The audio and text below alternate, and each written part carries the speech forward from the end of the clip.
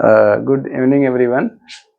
My self Vishnu Naman और मैं आपका अपने यूट्यूब चैनल जिसका नाम लीगल फेबल है, मैं इस चैनल पे आपका स्वागत करता हूं। और आज हम लोग पढ़ने वाले हैं हमारा पार्ट 3 का दूसरा आर्टिकल जो सबसे इम्पोर्टेंट है, आर्टिकल 13 ऑफ इंडियन कॉन्स्टिट्यूशन। जैसा कि आप लोग देख पा रहे होंगे बोर्ड पे लिखा हुआ है। इस आर्टिकल 13 को डिस्कस करने से पहले मैं एक और बात आप लोगों को थोड़ा सा डिटेल में बता दूं कि चूंकि हम जो पढ़ा रहे हैं आप लोग देख रहे होंगे कि ये वीडियोस काफ़ी लंबी बन रही हैं। तो मेरा मोटो एक्चुअल में ये है कि हम जो भी वीडियो बना रहे हैं वो ऐसा हो कि अल्टीमेटली जो जैसे क्लासेज अच्छी अच्छी यूनिवर्सिटीज़ में जैसे क्लासेज चलती हैं, जैसे बच्चों को पढ़ाया जाता है या कोचिंग्स में पढ़ाया जाता है, तो मेरा भी मोटो है कि हम भले ही आपको जो है विदाउट यानी कॉस्ट फ्री में पढ़ा रहे हैं, लेकिन इसका ये मतलब नहीं कि इस कंटेंट का रिलेवेंसी नहीं। तो इसकी रिलेवेंसी हम उतनी ही अप्रोप्रिएट कर रहे हैं जितनी आपको यूनिवर्सिटीज़ में पढ़ाया जाता है या कोचिंग इंस्टीट्यूट्स में पढ़ाया जाता है। तो चूंकि अब क्लासेस जब थॉरोली चलेंगी तो लंबी होंगी ही होंगी, और इस वजह से आपको पढ़ने के लिए थोड़ा सा कंटिन्यूअस अपना धैर्य बना के रखना होगा। ठीक है, अब हमारा टॉपिक पे आते हैं। जो हमारा आर्टिकल 13 ऑफ इंडियन कॉन्स्टिट्यूशन है, ये कहता है कि लॉ, इसका मार्जिनल नोट क्या कहता है कि लॉज इनकंसिस्टेंट और in derogation with fundamental rights. ठीक है, दो चीजें हमको, दो वर्ड्स मिल रहे हैं। देखिए, एक इनकंसिस्टेंट और दूसरा इन डेरोगेशन। इनकंसिस्टेंसी मीन्स होता है विरोध में, और दूसरी चीज डेरोगेशन मतलब होता है उस चीज को कम करना या न्यून करना या अल्पीकरण। इसके हिंदी में एक वर्ड मिलता है अल्पीकरण। मतलब उस चीज को या तो हम कंप्लीटली जो है उसके विरोध में लॉ बना दे रहे हैं, जैसे लेजिस्लेशन ने क्या किया, कंप्लीटली उसके विरोध में लेजिस्लेशन बना दिया। तो ये तो हमारा फंडामेंटल राइट के जस्ट अगेंस्ट हो गया। या कोई ऐसा लॉ बनाता है जो पूरी तरह से फंडामेंटल राइट्स के अगेंस्ट नहीं है, but up to some extent जो है वो उसको कम कर रहा है, मतलब वो उसके फोर्स को कम कर दे रहा है। जैसे हमारा freedom of speech and expression है, जैसा कि एग्जांपल हम अपने क्लासेस में देते रहते हैं कि जैसे मान लीजिए हमारा फ्रीडम ऑफ स्पीच है कि we can speak all over the world where we wish to. जैसे मान लीजिए हम बोलना चाहते हैं, टीवी पे बोलना चाहते हैं, इसको इलेक्ट्रॉनिक मीडिया पे बोलना चाहते हैं, यूट्यूब में बोलना चाहते हैं, प्रिंट मीडिया पे, न्यूज़पेपर में बोलना चाहते हैं, स्टेजेस पे बोलना चाहते हैं, कहीं भी बोलना चाहते हैं, जो हमारी आज़ादी है, हम बिल्कुल एक्सप्रेस कर सकते हैं, अपनी बातों को रख सकते हैं। बट स्टेट ने एक लेजिस्लेशन ले आया कि you can speak all over the platforms you want, but you can not speak only on YouTube. मतलब एक जगह पे आपको रोक दिया। ठीक है, तो ये जो एक जगह पे रोका जा रहा है, ये क्या है, ये डेरोगेशन है। आपके राइट को कम किया जा रहा है कुछ हद तक, उसकी जो फोर्स है, हम कह सकते हैं उसका जो पावर है, उसको कम कर दिया जा रहा है। तो ये आर्टिकल 13 हमको पढ़ना है, और इस आर्टिकल 13 को पढ़ने के लिए सबसे पहले हम बेयर प्रोविजन पढ़ेंगे। बेयर प्रोविजन मतलब what has been written in bare act of Indian constitution. ठीक है, एक वर्ड, एक लाइन में क्लियरिफिकेशन और हम बता दें कि बेयर मतलब, जैसे हम बार बार वर्ड यूज कर रहे हैं बेयर एक्ट, तो बेयर एक्ट बहुत सारे बच्चे हमारे क्लासेस में, जैसा मैं देखता हूं कि हम पूछते हैं कि what do you understand by bare act, तो बेयर एक्ट का मतलब नहीं जानते। तो बेयर मतलब जैसा कि हम जानते हैं, बेयर मीन्स ओनली, न्यूड मतलब सिर्फ, और एक्ट मीन्स लेजिस्लेशन मतलब सिर्फ एक्ट। मतलब जैसे हम बुक में पढ़ते हैं तो बुक में इंटरप्रिटेशन होता है, इंटरप्रिटेशन के बाद केसेज होते हैं, राइटर का अपना ओपिनियन होता है, ढेर सारी चीज़ों को मिला के समझाने के लिए एक डिटेल्ड आपको कंटेंट मिलता है। बट बेयर एक्ट में केवल वही लेजिस्लेशन, न्यूड लेजिस्लेशन, जैसा लेजिस्लेचर ने बनाया है वैसा ही आपको मिल जाता है, इसलिए इसको हम लोग बोलते हैं बेयर एक्ट। तो बेयर एक्ट का जो प्रोविजन है आर्टिकल 13 में, एक बार मैं आप लोगों से कहूंगा कि आप लोग बेयर एक्ट ओपन कर लीजिए और आर्टिकल 13 का प्रोविजन 1 2 3 मेरे साथ साथ पढ़िए, और मैं आपको थोड़ा सा क्लैरिफिकेशन दिखाता हूँ। जैसे इसका मार्जिनल नोट देखिए क्या कह रहा है कि laws inconsistent with or in derogation of the fundamental rights. मतलब हम उस विधियों के बारे में, उन विधियों के बारे में बात कर रहे हैं जो हमारे फंडामेंटल राइट्स से या तो इनकंसिस्टेंट होंगी और या तो कम कर रही होंगी, अल्पीकरण कर रही होंगी। अब क्या कह रहा है, क्लॉज 1 क्या कह रहा है, क्लॉज 1 कह रहा है कि all laws in force in the territory of India immediately before the commencement of the constitution immediately before मतलब जस्ट हमारे संविधान बनने से पहले जो जो विधियां हमारे यहाँ लागू थी, ठीक है, इन सो फार एज जहां तक कि they are inconsistent with the provisions of this part, इस भाग में दिए गए प्रावधानों से जहां तक वे क्या हैं, इनकंसिस्टेंट हैं या विरोधाभास में हैं, shall to the extent of such consistency be void, मतलब जिस हद तक वो हमारे फंडामेंटल राइट को शून्य कर रही हैं या उसको कम कर रही हैं, उस हद तक वो खुद में शून्य हो जाएंगी। जैसे अभी एग्जांपल हमने बताया freedom of speech and expression का, जो यूट्यूब पे हमको बोलने के लिए रिस्ट्रिक्शन लगाया जा रहा था, अब वो रिस्ट्रिक्शन नहीं लगाया जा सकता। क्यों नहीं लगाया सकता? क्योंकि हमारा आर्टिकल 13 क्लॉज 1 कहता है कि आप कुछ हद तक जो रिस्ट्रिक्शन लगा रहे हैं वो रिस्ट्रिक्शन ही वॉइड हो जाएगा, पूरा लेजिस्लेशन नहीं वॉइड होगा। जैसे मान लीजिए पूरा लेजिस्लेशन कुछ बता रहा है, क्या बता रहा है उससे हमसे मतलब नहीं, मेरा मतलब सिर्फ इससे है कि मेरे फंडामेंटल राइट को आप रिस्ट्रिक्ट नहीं कर सकते, लेजिस्लेचर रिस्ट्रिक्ट नहीं कर सकते। क्लॉज 2 क्या कह रहा है? अब एक और सिंपल बात में हम समझ जाएं, अच्छा बाद में बता देते हैं। क्लॉज 2 क्या कह रहा है, पढ़िए एक बार। The state shall not make any law which takes away or abridges, दो important word, takes away or एब्रिजेस। Takes away means पूरी तरह से हमारे अधिकार को छीन लेता है, एब्रिजेस मीन्स या कम कर देता है। The right conferred by this part, मतलब भाग 3 के द्वारा दिए गए हमारे अधिकारों को कोई भी कानून अगर राज्य के द्वारा बनाया गया है और वो हमारे फंडामेंटल राइट को या तो छीन ले रहा है या तो कम कर दे रहा है, तो क्या होगा? And any law made in contravention of this clause, मतलब इस भाग के कंट्रावेंशन मतलब विरोध में बनाया गया कोई भी विधि, shall to the extent of the contravention be void, जिस हद तक वो कंट्रावेंशन होगा, जिस हद तक वो विरोध में होगा, उस हद तक वो शून्य हो जाएगा। ठीक है, ये क्लास 2 हो गया। और क्लास 3 हम जैसा पढ़ेंगे कि इसमें दो 13(1)A है, 13(1)B है। पहले में बताया है लॉ क्या होगा और दूसरे में बताया है लॉज इन फोर्स क्या होगा। तो लॉ में क्या कह रहा है? Law includes any ordinance, order, bylaw, rule, regulation, notification, custom, usage having in the territory of India the force of law.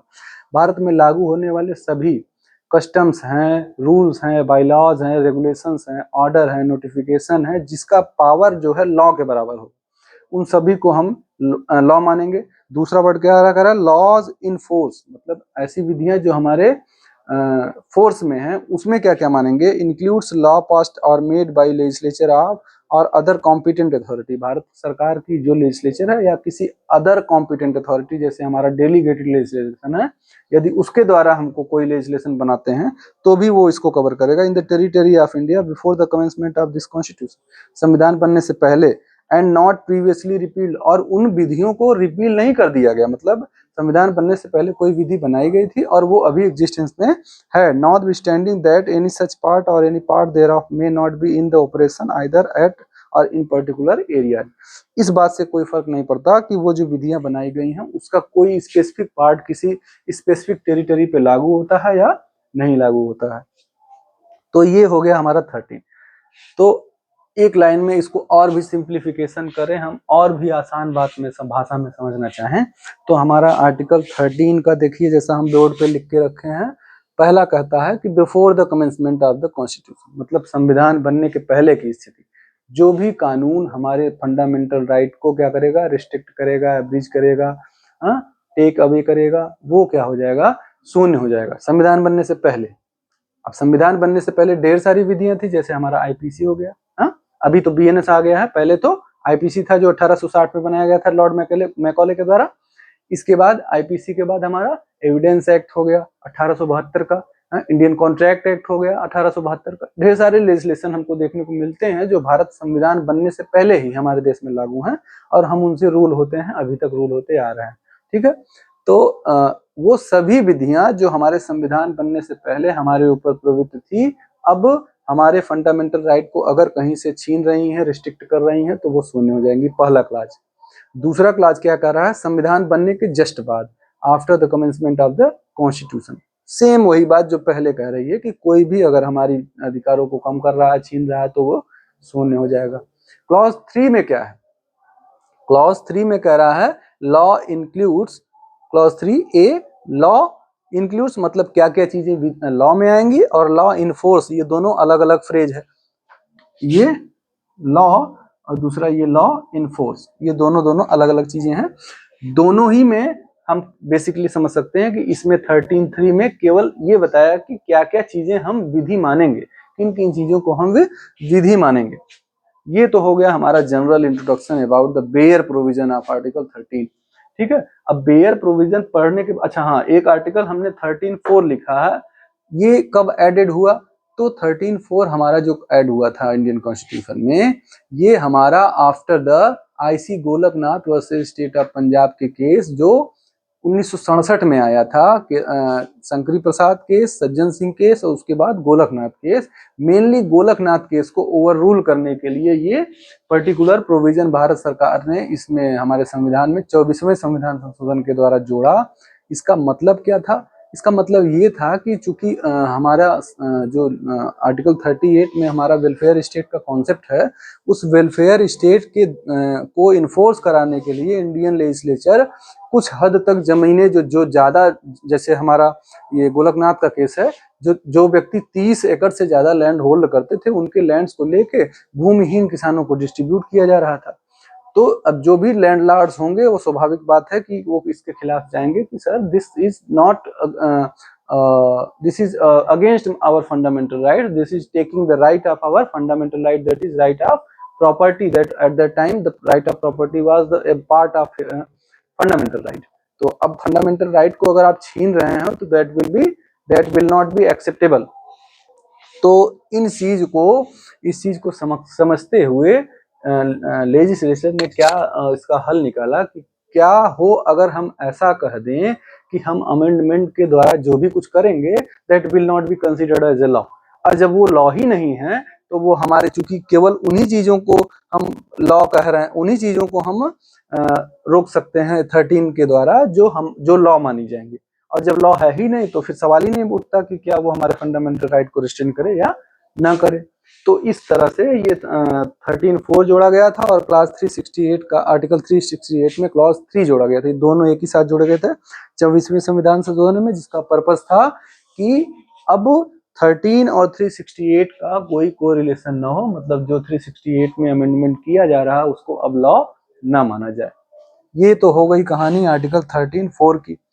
अब हमारे पास क्वेश्चन आता है कि हमने तो बेयर्स प्रोविजन समझ लिया, आर्टिकल 13 का 13 क्या कहता है। अब जो 13 में जो लॉ वर्ड है इसको अलग अलग जगह पे इंटरप्रेट किया गया है जुडिशरी के द्वारा। पहला क्वेश्चन आता है कि weather a non citizen can claim the benefit of article 13(2). 13(2) में क्या है? After the commencement of the constitution. क्या कोई व्यक्ति जो सिटीजन नहीं है, हा? वेदर अ नॉन सिटीजन, जो सिटीजन नहीं है, जैसे हम पढ़ रहे हैं कि हमारा फंडामेंटल राइट किसको मिला है? सिटीजन्स को मिला है। तो क्या कोई व्यक्ति जो सिटीजन नहीं है, जैसे कॉर्पोरेशन हो गए, कंपनीज हो गई ना, क्या ये भी फंडामेंटल राइट क्लेम कर सकती है या नहीं? तो यही इशू सबसे पहले डील किया गया था। State of Gujarat versus Shri Ambika mills limited 1974 का केस है। ये देख लीजिए आप लोग, मैं इधर किनारे हो जाता हूँ। State of Gujarat versus Shri Ambika mills 1974। इसमें Bombay welfare fund amendment act जो 1953 का एक्ट था, Bombay welfare fund amendment act जो 1953 का एक्ट था, में 1960 में एक अमेंडमेंट लाया गया गुजरात गवर्नमेंट के द्वारा। और जब गुजरात और बॉम्बे का बाइफर्केशन हो रहा था उसी समय वो अमेंडमेंट ले आया गया था। तो उस अमेंडमेंट में कुछ प्रोविजंस थे, उन प्रोविजंस से प्रॉब्लम थी किसको? अंबिका मिल्स लिमिटेड को। ये अंबिका मिल्स लिमिटेड को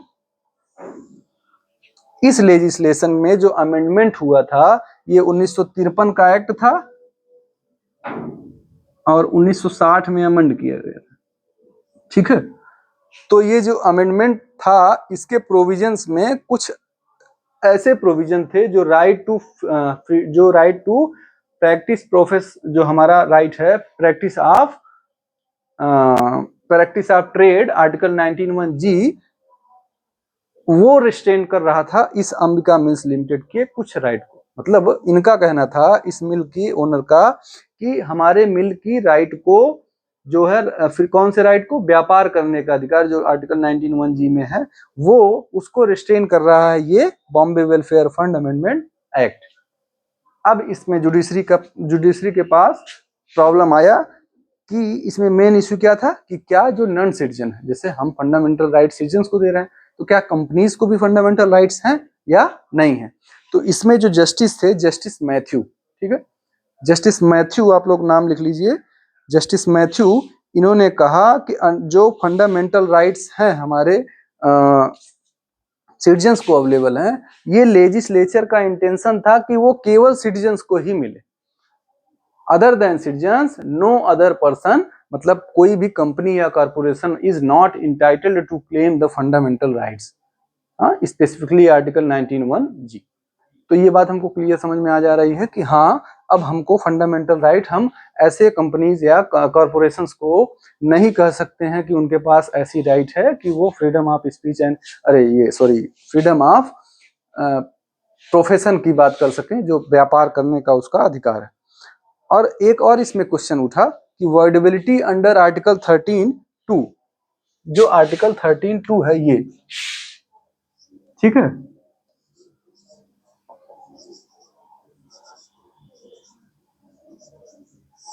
वॉइडेबिलिटी, ये जो आर्टिकल 13(2) है, 13(2) क्या कर रहा है कि after the commencement of the constitution, संविधान बनने के बाद कोई विधि बनाई गई उसके बारे में बात कर रहा है। तो ये संविधान बनने के बाद की कोई स्थिति, यदि कोई लेजिस्लेशन है और वो लेजिस्लेशन क्या है, इन कंट्रावेंशन है किसके, फंडामेंटल राइट के, इतनी बात क्लियर हो गई। कोई भी विधि जो संविधान बनने के बाद हमारे फंडामेंटल राइट से इन कंट्रावेंशन में है या विरोध में है, तो वो जो विधि बनाई गई है उसकी वर्डेबिलिटी क्या होगी, क्या वो पूरी विधि ही शून्य हो जाएगी। जैसे सपोज करिए कि एक विधि बना दी गई कि मैं एक मिस्टर एक्स हूं, मिस्टर एक्स एक कंपनी रन कर रहे हैं, क्या नाम दे, वाई कंपनी नाम दे देते, मिस्टर एक्स एक कंपनी रन कर रहे हैं जिसका नाम है वाई कंपनी, ठीक है, और मिस्टर एक्स के वाई कंपनी का कुछ स्पेसिफिक राइट जो है वॉयलेट हो रहा है, हाँ, या इस कंपनी भी छोड़िए, मान लीजिए मिस्टर एक्स ही है, मिस्टर एक्स का कोई फंडामेंटल राइट वॉयलेट हो रहा है, जो आफ्टर कमेंसमेंट हमारे कॉन्स्टिट्यूशन का जो है संविधान बनाने के बाद वो लेजिस्लेशन बनाया गया और उस लेजिस्लेशन का कोई क्लाज मिस्टर एक्स के फंडामेंटल राइट को वॉयलेट कर रहा है, ठीक। अब क्या मिस्टर एक्स के लिए जो राइट वॉइडेबल है, वॉइड है, जो क्योंकि वो फंडामेंटल राइट से रिस्ट्रिक्शन में है, उस कंट्रावेंशन में है, तो वो वॉइड हो जाएगा, ठीक है। लेकिन ये जो वॉइड हो रहा है, क्या ये मिस्टर एक्स के लिए ही है या ये जनरल पर्टिकुलर जनरल इंडिविजुअल सभी के लिए, मतलब जो लेजिस्लेशन मिस्टर एक्स के अधिकारों को छीड़ कर रहा है, कम कर रहा है, क्या वो सिर्फ मिस्टर एक्स के लिए वॉइड होगा या सबके लिए होगा, ठीक है। ये केस भी, ये मामला, ये प्रश्न भी इसी मामले में डिसाइड किया गया। तो इसमें कहा गया कि नहीं, वो जो मामला है, जो वो स्पेसिफिक मामला है, वो उसी के लिए वॉइड होगा जिसके लिए हम उसको, जिसके राइट्स को वो छीड़ कर रहा है, सबके लिए वॉइड नहीं होगा, ठीक है। मतलब ये चीज क्लियर हो जानी चाहिए कि 13(2) में जो भी हमारे राइट्स को रिस्ट्रिक्ट कर रहा है, तो जिसके राइट को रिस्ट्रिक्ट करेगा उसी के लिए वॉइड होगा, सबके लिए नहीं, ये कहा गया। इस केस में कौन सा केस है, state of Gujarat versus Ambika mills, ठीक है। अब दूसरा क्वेश्चन हमारे सामने आता है। पहला क्वेश्चन हमने क्या लिखा, क्वेश्चन नंबर 1 जो हमारा ये है, ठीक है। Question number 1, whether non citizen can claim the right of article 13(2)। अब ऊपर का चीज हम रब कर देते हैं, तब हम समझा पाएंगे आप लोगों को। या कहाँ लिखें, यही इसी को रब करते हैं, ऊपर वाला ही।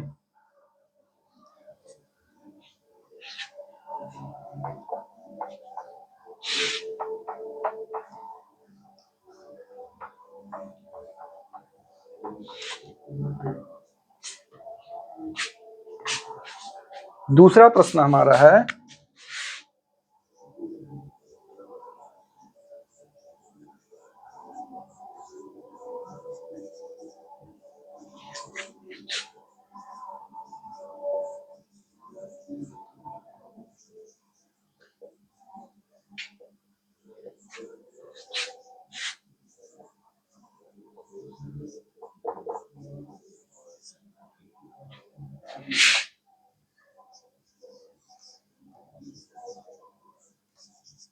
ठीक है।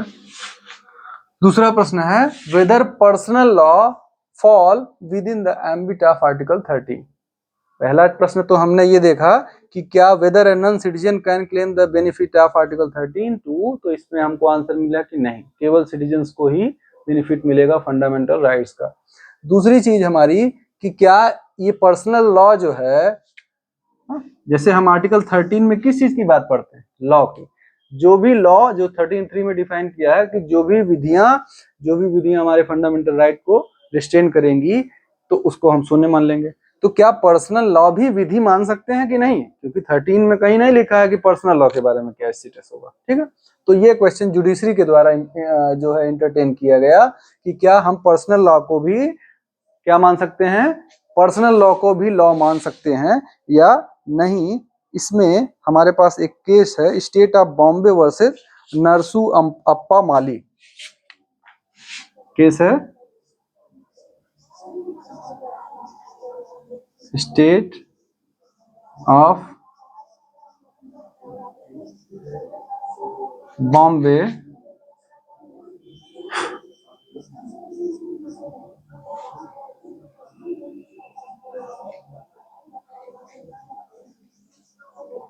ठीक है, state of Bombay versus Narasu Appa Mali, ये 1951 का केस है।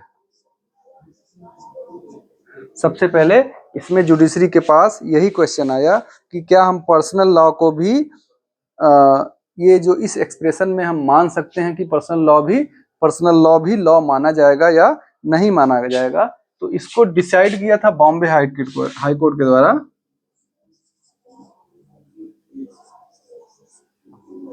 Bombay high court, justice MC Chagla,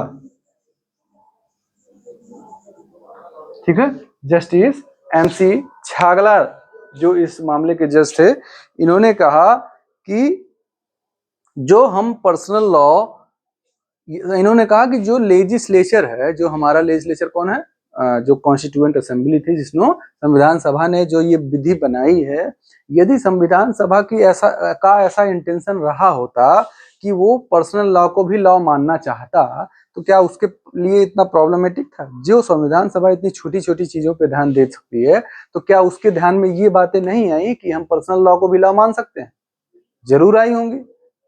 इसका मतलब, और चूंकि ये बात उसके मन में आने के बाद भी उसने इंक्लूड नहीं किया आर्टिकल 13(3) में, और जब 13(3) में इंक्लूड नहीं किया, जब लेजिस्लेचर ने नहीं इंक्लूड किया, तो who are we to include personal law within the meaning of article 13। मतलब कि इन्होंने कहा कि पर्सनल लॉ अब जो आर्टिकल 13(3) का जो रिस्ट्रिक्शन है या 13(3) का जो पैरामीटर है उसके परव्यू से बाहर रहे। मतलब समझ में आ रही है, मतलब ये कि जो हमारा पर्सनल लॉ है ये हमारे फंडामेंटल राइट को अगर रिस्ट्रिक्ट भी करेगा, रिस्ट्रेंट भी करेगा, तो that will not be a problematic situation. Personal law मतलब हिंदू लॉ, मुस्लिम लॉ का जो स्पेसिफिक लॉ होता है ना, हिंदूज का अलग, मुस्लिम्स का अलग, ये पर्सनल लॉ जो धार्मिकता से रिलेटेड होता है ना, किसी धर्म विशेष के लिए जो अलग विधि है उसको पर्सनल लॉ कहते हैं।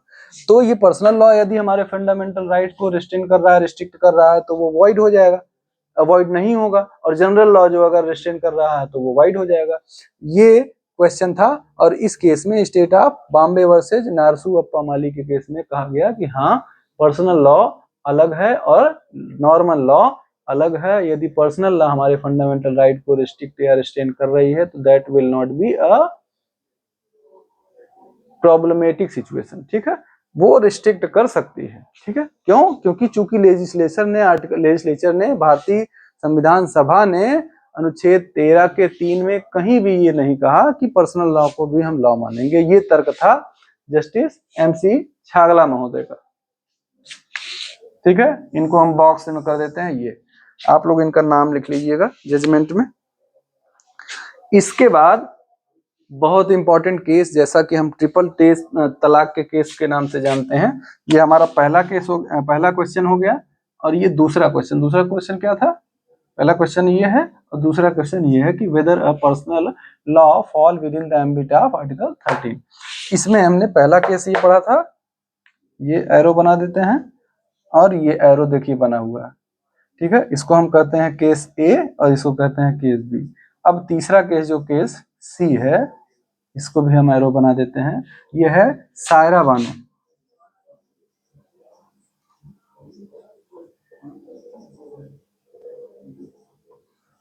Saira Bano versus union of India जो केस था ये था 2017 का, जिसको हम लोग क्या कहते हैं, ट्रिपल तलाक केस। सायरा बानो वर्सेज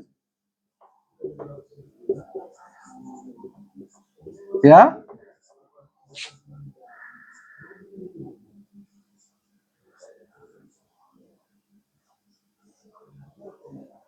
ठीक है, ये हो गया Saira Bano versus union of India triple तलाक केस।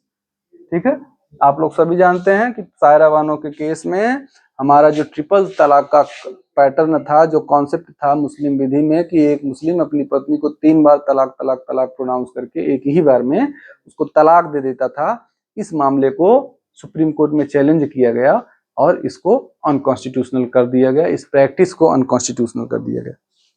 ठीक है, इसमें जस्टिस फली नारिमन और जस्टिस ललित 2 लोग थे। ठीक है, उन लोगों का नाम लिख देते हैं ऑनरेबल जजेस का।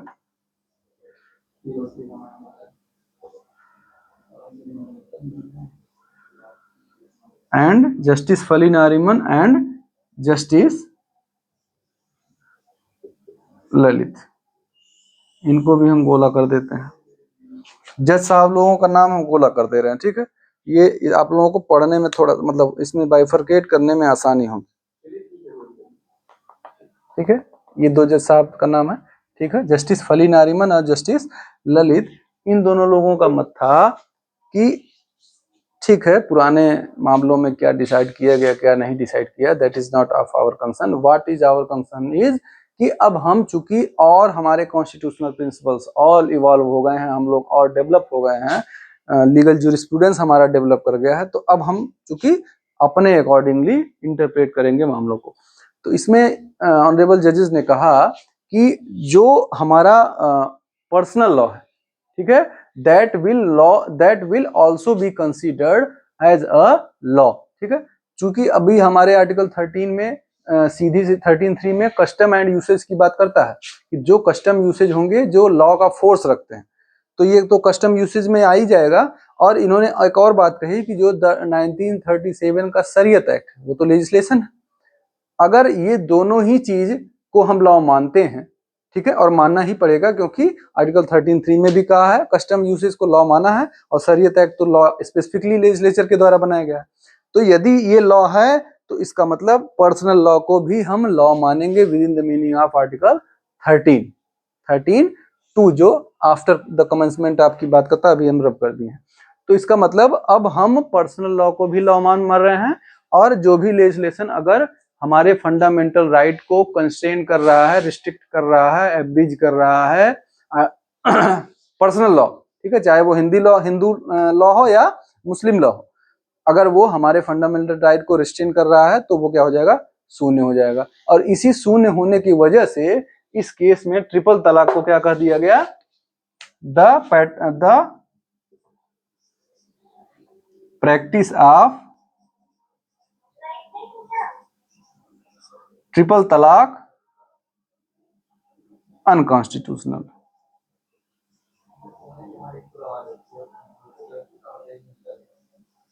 ठीक है, ये फिर हम बॉक्स में बना दे रहे हैं। द प्रैक्टिस ऑफ ट्रिपल तलाक case was unconstitutional. In this case it was held क्या, ये जो बी केस, सी केस और इधर हम बताए थे A case, A B C 3 case हो गया। ठीक है, और इस केस में क्या कहा कि ट्रिपल तलाक चूंकि अनकॉन्स्टिट्यूशनल मामला है, क्योंकि हम पर्सनल लॉ को भी लॉ मान रहे हैं, इसलिए पर्सनल लॉ में भी कोई भी चीज ऐसी नहीं हो सकती जो हमारे फंडामेंटल राइट को रिस्ट्रिक्ट करे, रिस्ट्रेन करे। ठीक है, अब इतनी बात हम समझ गए कि हाँ पर्सनल लॉ भी हमारा क्या हो गया, पर्सनल लॉ भी हमारा, अभी तो हम मुस्लिम लॉ में बात कर रहे हैं, अभी हम हिंदू लॉ में भी बताएंगे, पर्सनल लॉ भी हमारा क्या हो गया, फंडामेंटल राइट को अगर रिस्ट्रेन कर रहा है तो वॉइड हो जाएगा। अब एक अगला केस है Indian young lawyer association versus state of Kerala, 2018 का केस है। इसको कहाँ लिखे, ये मार्जिनल नोट हम मिटा के यहाँ पे लिख देते हैं। ठीक है, बोर्ड थोड़ा छोटा पड़ जा रहा है, आप लोग देख रहे होंगे, इसको बाद में हम सही करवाते हैं। ये क्या है, ए बी सी और डी केस। ठीक है।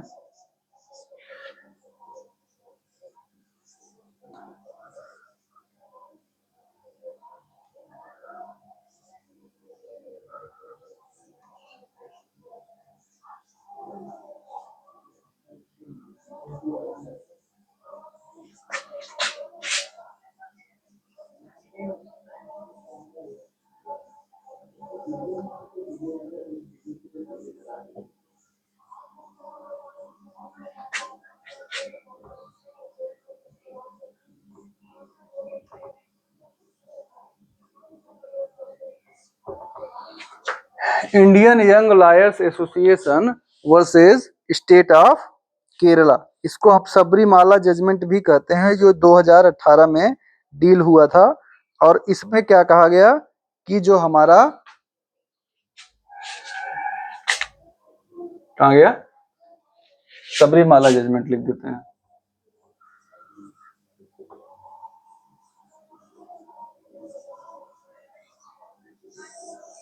ठीक है, सबरीमाला केस। इसमें मामला क्या था कि जो हमारा एक प्रैक्टिस थी स्टेट ऑफ केरला में, एक सबरीमाला नाम का मंदिर है, जैसा कि आप लोग ये केस पढ़े होंगे। उस मंदिर में एक प्रैक्टिस थी कि all the women who are of puberty of age, who are in the age of puberty, या जो मंथली साइकिल वीमेंस की एक नेचुरल प्रोसीजर है, और कहा गया कि जो भी महिलाएं मंथली साइकिल से हैं, मतलब जो 10 साल से ऊपर हैं और 50 साल से कम है, ऐसी महिलाओं को इस मंदिर सबरीमाला मंदिर में एंट्री बैन थी। ठीक है, तो इसी केस को इस मामले में डील किया गया था। और आप लोग जैसा कि जान रहे हैं, ये भी देखिए एक ऐसा यूसेज है जो हमारे फंडामेंटल राइट को रिस्ट्रेन कर रहा है। हमारे मतलब rights of women, right of equality, that is of women's right.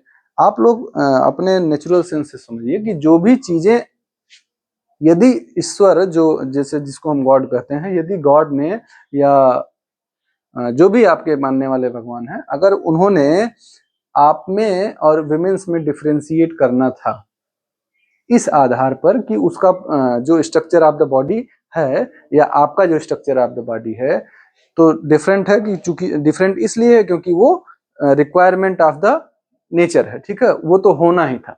लेकिन क्या उस आधार पे किसी को हम डिस्क्रिमिनेट कर सकते हैं, किसी भी उसके बेसिक राइट से, फंडामेंटल राइट से? किसी भी वुमेन को अगर मंथली साइकिल हो रहा है, that is not a problem. और हमारे यहाँ जैसा कि हम देखते हैं, उस समय हम अपवित्र मानते हैं। हम मतलब we the people are considering those womens not, हम सब कह सकते हैं कि पवित्र उस समय नहीं, मतलब वो उस समय पूजा नहीं कर सकती। Those womens are not having the right of worship at that time. But कि जबकि हम लोग उसी प्रोसीजर की वजह से एग्जिस्टेंस में आए हैं और हम लोग पवित्र हो गए, मतलब मेल्स आर पवित्र during that specific term, that specific, क्योंकि वो वही चीज है जिसकी वजह से हम कह सकते हैं कि क्रिएशन होता है ह्यूमंस का। आप लोग साइंस पढ़ते होंगे तो आप लोग जानते होंगे कि उसकी वजह से, उसके अलावा अगर वो ऐसा नहीं होता तो that is itself a problem. ठीक है, तो उस चीज की वजह से यदि किसी विमेन्स को क्या किया जा रहा है, डिस्क्रिमिनेट किया जा रहा है, तो that is a very unconstitutional thing, and this was decided by the justice Chandrachud साहब ने इसमें कहा था कि ये हमारे कॉन्स्टिट्यूशनल मैंडेट्स का सीधे सीधे क्या है, वायलेशन है, और इसको लॉ माना गया इस कस्टम को। और लॉ मानते हुए इसको आर्टिकल 13(3) के तहत कह दिया गया कि this is not a valid law, और this is not a valid law, और यदि वैलिड नहीं है तो हमारे फंडामेंटल राइट को रिस्ट्रेन कर रहा है, तो वो शून्य हो जाएगा। ठीक है, ये तो हो गया आर्टिकल 13(3), और 13 आप पूरा कंप्लीट हो गया। इसमें एक और क्वेश्चन आता है कि आर्टिकल 13 और बेसिक स्ट्रक्चर, ठीक है, जो 13 है और बेसिक स्ट्रक्चर, ये दोनों आता है कि इस क्वेश्चन में कि 13 का बेसिक स्ट्रक्चर से क्या रिलेवेंसी है, क्या 13 को हम बेसिक स्ट्रक्चर मान सकते हैं या नहीं मान सकते हैं। तो इसमें हम सबसे पहला केस क्या लिखेंगे, दो केस लिख सकते हैं। पहला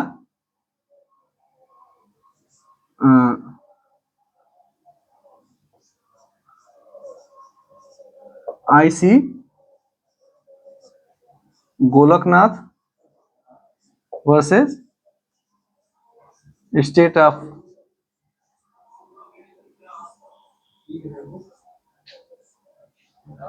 पंजाब। दूसरा केस इसमें केशवानंद भारती का है।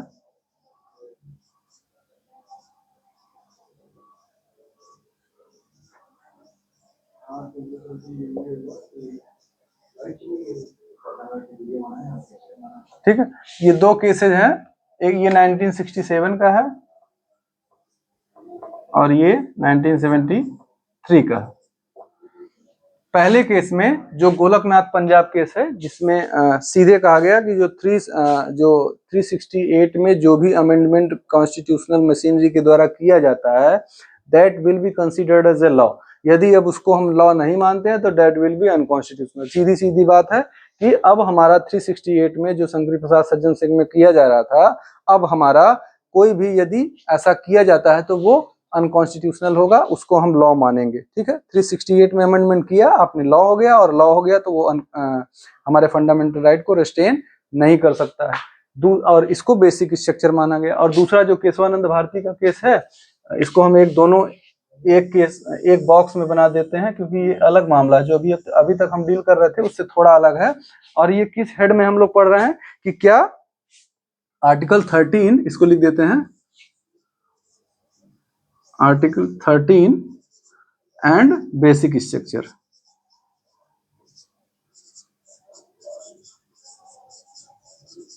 ठीक है, इसका आप लोग स्क्रीनशॉट ले लीजिए। ठीक है, ये आर्टिकल 13 और बेसिक स्ट्रक्चर वाला हेड में ये दोनों केस पढ़ रहे हैं, आईसी गोलकनाथ और केशवानंद भारती केस।